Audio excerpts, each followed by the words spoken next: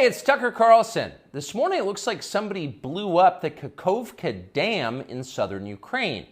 The rushing wall of water wiped out entire villages, destroyed a critical hydropower plant, and as of tonight puts the largest nuclear reactor in Europe in danger of melting down. So if this was intentional, it was not a military tactic, it was an act of terrorism. The question is, who did it? Well, let's see. The Kahowce Dam was effectively Russian. It was built by the Russian government. It currently sits in Russian-controlled territory. The dam's reservoir supplies water to Crimea, which has been, for the last 240 years, home of the Russian Black Sea Fleet. Blowing up the dam may be bad for Ukraine, but it hurts Russia more. And for precisely that reason, the Ukrainian government has considered destroying it. In December, the Washington Post quoted a Ukrainian general saying his men had fired American-made rockets at the dam's floodgate as a test strike. So really, once the facts start coming in, it becomes much less of a mystery what might have happened to the dam. Any fair person would conclude that the Ukrainians probably blew it up, just as you would assume they blew up Nord Stream, the Russian natural gas pipeline, last fall. And in fact, the Ukrainians did do that, as we now know. It's not like Vladimir Putin is anxious to wage war on himself. Oh, but that's where you're wrong, Mr. and Mrs. Cable News consumer. Vladimir Putin is exactly that sort of man, the sort of man who'd shoot himself to death in order to annoy you.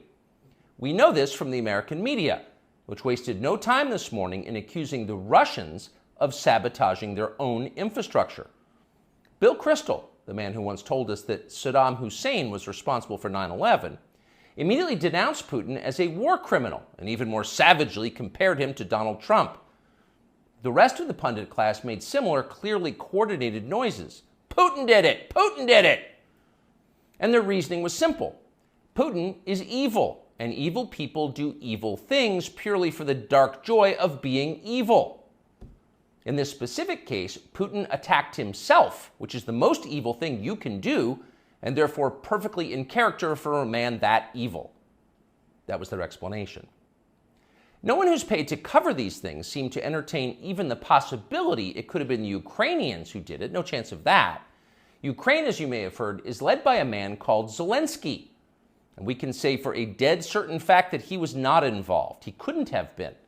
Zelensky is too decent for terrorism. Now, you see him on television, and it's true you might form a different impression. Sweaty and rat-like, a comedian turned oligarch, a persecutor of Christians, a friend of BlackRock. But don't believe your own eyes. Actually, Mr. Zelensky is a very good man. The best, really. As George W. Bush once noted, he is our generation's Winston Churchill.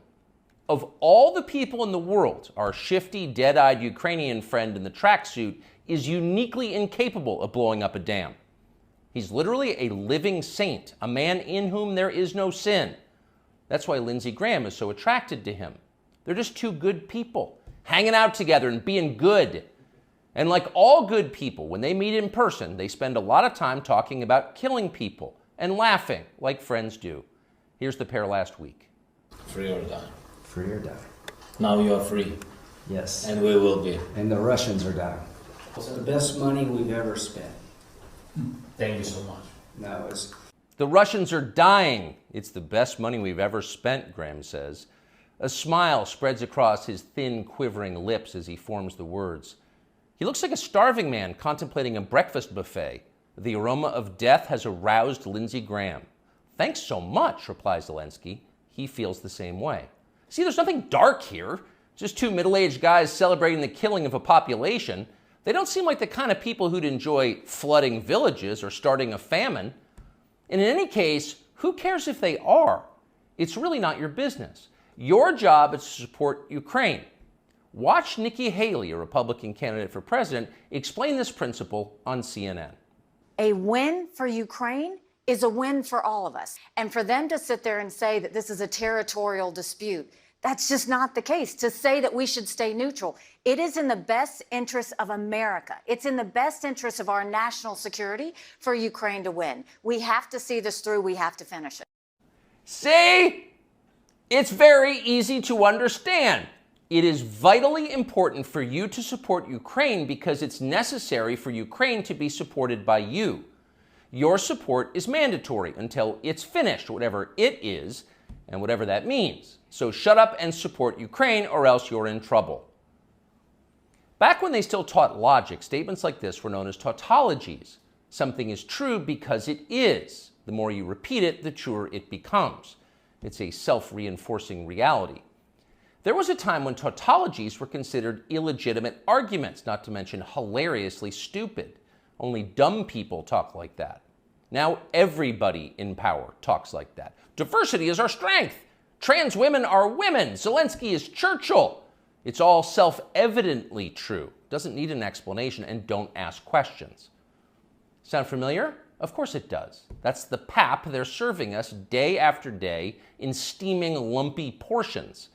By this point, it's possible that American citizens are the least informed people in the world. Your average yak herder in Tajikistan knows who blew up the Nord Stream pipeline. It's obvious. Does he think some skinny dude in a dress is actually a girl? Come on. That idea would never occur to him. You've got to be lied to at full volume over a period of years in order to reach conclusions like that. And of course, we have been. The media lie. They do. But mostly they just ignore the stories that matter. What's happened to the hundreds of billions of US dollars we've sent to Ukraine? No clue. Who organized those BLM riots 3 years ago? No one's gotten to the bottom of that. What exactly happened on 9/11? Well, it's still classified. How did Jeffrey Epstein make all that money? How did he die? How about JFK? And so endlessly on. Not only are the media not interested in any of this, they are actively hostile to anybody who is. In journalism, curiosity is the gravest crime. Yesterday, for example, a former Air Force officer who worked for years in military intelligence came forward as a whistleblower to reveal that the U.S. government has physical evidence of crashed non-human-made aircraft, as well as the bodies of the pilots who flew those aircraft. The Pentagon has spent decades studying these otherworldly remains in order to build more technologically advanced weapons systems. Okay, that's what the former intel officer revealed, and it was clear he was telling the truth. In other words, UFOs are actually real, and apparently so is extraterrestrial life. Now we know. In a normal country, this news would qualify as a bombshell, the story of the millennium. But in our country, it doesn't.